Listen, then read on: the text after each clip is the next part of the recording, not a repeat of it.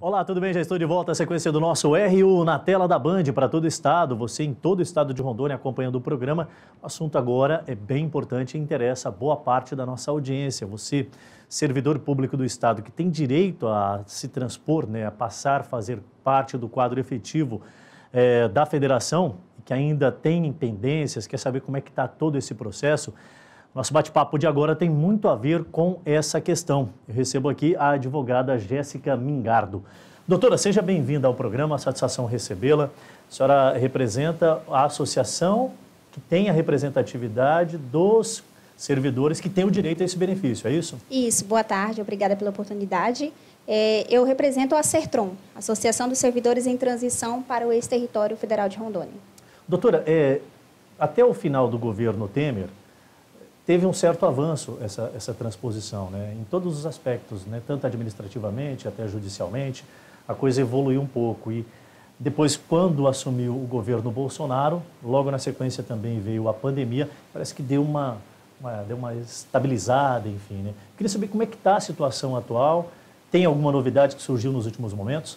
Sim, com a promulgação da emenda 98 em 2018, 2017 para 2018, se teve um avanço legislativo. Então, acreditava-se que iriam muitos administrativamente serem transpostos. Contudo, nós temos uma comissão em Brasília que analisa esses processos administrativos e tem encontrado bastante dificuldades nas mais diversas categorias com relação à documentação, com relação a período de ingresso no serviço público e, com isso, muitos processos estão sendo indeferidos administrativamente, onde se tem a saída judicial. Eu vi agora, recentemente, uma publicação de um edital do último dia 17, inclusive anteontem teve a publicação, inclusive nos meios eletrônicos de comunicação, que falava justamente deste número de processos que foram indeferidos.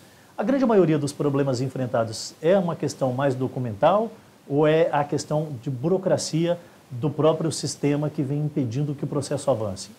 Acredito que seja mais burocrática. Porque a documentação, nós temos uma excepcionalidade dos 3 ex-territórios, que é a questão da dificuldade de muitos não terem essa documentação. Então, eles encaminharam os documentos que possuem. Com isso, o órgão administrativo vem impondo algumas medidas burocráticas e até mesmo de interpretação contrária ao que reza a legislação. Perfeito. A gente está falando de quais categorias especificamente? São muitas delas ou dá para nomear aqui as categorias mais atingidas, que têm o benefício e que, infelizmente, até então não têm conseguido? Então, nós temos a administração direta, que são os professores, o pessoal da educação, da saúde, agentes administrativos, municipais também. Nós temos a categoria da segurança pública, que são policiais, militares e civis. Nós temos também o pessoal da economia mista, das empresas públicas e das autarquias, por exemplo, Berom, Telerom, Serom, CAERD, Coab, de todas as categorias. Quando a senhora fala dessa questão da judicialização, da parte administrativa, dos meios buscados para atender essas categorias, o que a gente pode falar de avanços que já foram colocados para andar, pode-se dizer assim? Então, nós temos avanços judiciais na categoria do ex-agente penitenciário. Nós temos um precedente recente, agora de abril. Inclusive, ele já voltou ao serviço, já retornou, já está trabalhando. Nós temos também um precedente judicial em relação ao beroniano, que era uma categoria que, pela comissão hoje, ela já sintetizou, já estagnou o indeferimento, até que haja uma modificação na legislação. Temos também um precedente da semana passada de uma professora leiga, que também eles vêm impondo bastante burocracia em relação à contratação desses professores. E recente, agora ontem, eu tive a notícia de um precedente de uma pensionista de 90 anos. Perfeito. Doutor, um outro fato que chama a atenção, recentemente o presidente da República concedeu uma entrevista a um canal de televisão local aqui no estado de Rondônia e ele foi questionado sobre justamente a situação da transposição e desta morosidade e essa falta de avanço depois que o presidente atual assumiu o governo. Ele prontamente disse que, inclusive, ia tomar conhecimento do assunto. Eu não sei se a senhora chegou a ter informação sobre este questionamento que foi feito ao presidente. E ele citou um ponto que eu achei importante que a gente abordasse hoje aqui. Ele falou assim, é importante demais que os parlamentares da bancada federal assumam esse compromisso com cada cidadão da representatividade na esfera federal. E aí eu pergunto, há essa ação conjunta e há um caminho sendo trilhado entre os 3 estados da região norte que estão buscando esses direitos, que é Rondônia, Amapá e Roraima. Isso. O que as bancadas têm feito diante disso? Qual a importância do parlamentar sobre este processo? Como é que vocês caminham? Vem sendo algo junto para o mesmo olhar ou tem dificuldade com a bancada acerca desse aspecto? Então, após a entrevista, eles tiveram uma reunião, a bancada federal teve uma reunião logo em seguida com o presidente, e ele deixou, digamos assim, portas abertas para que procurasse o Ministério da Economia e buscasse essas intervenções. A influência da bancada, no sentido hoje, é de que haja essa desburocratização, ou seja, de que haja uma certa melhora em relação à análise dos processos e também algumas alterações na legislação, porque a comissão em Brasília, como eu disse, vem interpretando de forma contrária. Então, por exemplo, do BERON, eles indicam que o BERON foi criado pelo Estado e que isso não consta nas emendas, porque na emenda 98 consta aqueles que foram criados pela União ou pelo ex-território. Então, é necessário que se insira a palavra Estado para que, então, o BERON seja contemplado e a Teleron, por exemplo. Então, é necessária essa intervenção realmente da bancada nessa alteração, ou via decreto, ou medida provisória, alteração da Lei 13.681, que vai trazer esse benefício da literalidade na lei. As bancadas, e aí vou afunilar, a bancada de Rondônia tem sido uma parceira ou tem encontrado algum tipo de resistência para que esse processo avance? Olha, eles tomaram o primeiro passo, mas até então não tomaram o segundo. Não tem notícias de mais avanços em relação a essa cooperação. Eu acredito que pode sim se alcançar mais, se dedicar mais para que haja então essa modificação e com uma certa urgência, até porque a maioria dos que aguardam a transposição já possuem idade avançada. Uma outra questão que chama a atenção, a senhora não tem um número exato de quantas pessoas têm o direito à transposição, mas já ultrapassam pelo menos de 3 mil pessoas que já tiveram esse direito consolidado.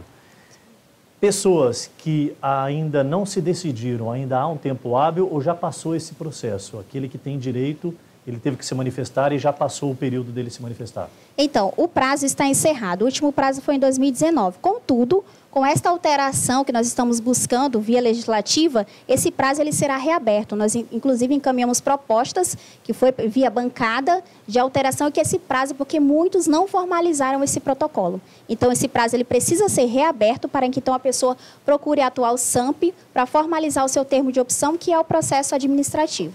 O Ministério da Economia, por parte do governo federal, argumenta que não tem recurso para absorver essa folha, ou é só uma questão de entraves burocráticos acerca desse ponto que a senhora acabou de dizer aqui, né? Falta um ajuste específico no entendimento de uma determinada instituição, citando como exemplo o BERON, que não tem lá Estado e tudo mais. O que é alegado? Por que esse processo é tão moroso assim? Então, são as duas justificativas, porque eu tenho acompanhado os processos judiciais e nas defesas são alegadas tanto o quantitativo de processos que se tem para analisar, quanto a questão burocrática de documentação, de complexidade da matéria também é alegado, e também a questão do financeiro, né, do que foi reservado. Contudo, desde a promulgação da última emenda 98, esse orçamento ela já foi orçada, ou seja, esse valor ele já foi separado para a transposição. Já tem uma perspectiva de uso desse recurso. Sim. A pandemia foi algo que, de repente, também pode ter dificultado ainda mais o processo ou não pode ser usado como justificativa? Sim. Tem dificultado, inclusive, com a PEC 07, em tramitação do nosso relator, senador Marcos Rogério. Ele alegou que esse ano não seria possível colocar para votação nas duas casas por conta da pandemia. Então, ano que vem, talvez seja um ano propício para que se então vote a PEC 07, que é uma proposta de emenda que irá incluir o pessoal que ingressou até 1991 e as pessoas que quebraram o vínculo, ou seja, que entraram, mas que saíram. Perfeito. Doutora, o que a gente pode dizer para as pessoas, as milhares de pessoas que estão acompanhando agora a programação da TV Band e que estão nessa expectativa? Há uma luz no fim do túnel, tem um prazo específico, a senhora que tem vivido isso no dia a dia, tem boas perspectivas? Sim. O que eu tenho a dizer, primeiramente, para não desistir, porque nós temos duas vias, nós temos duas chances. A via administrativa, que mesmo que seja negado, a pessoa pode recorrer administrativamente, e a via judicial, que é a via que mesmo diante de um indeferimento administrativo, você pode buscar para que então o juiz reverta essa decisão, ou seja, retome você ao seu direito de fato que tem. E é uma situação totalmente de interpretação. Por isso que nós temos buscado a via judicial e que, felizmente, tem dado certo. Perfeito. Como é que a associação tem trabalhado o diálogo com essas pessoas interessadas, né, e que estão ali aguardando já há algum tempo, né? É muita aflição para um período, muitos esperando um momento de aposentadoria, e aí com esse entrave sobre essa questão. A associação tem canal direto de comunicação com esses interessados? Como é que vem sendo o diálogo? Sim, a associação está ali de prontidão para atender em relação às atas, porque o meio de comunicação hoje é totalmente via e-mail, via portal.gov.br. Então, quem sai em ata indeferido não sabe o que fazer, você pode procurar a associação que você vai ter o acesso ao e-mail, a um requerimento e que, se ofício, esse voto vai ser reencaminhado. Então, a associação tem esse acesso direto e facilitador para todos, não só associados, mas que buscam a transposição.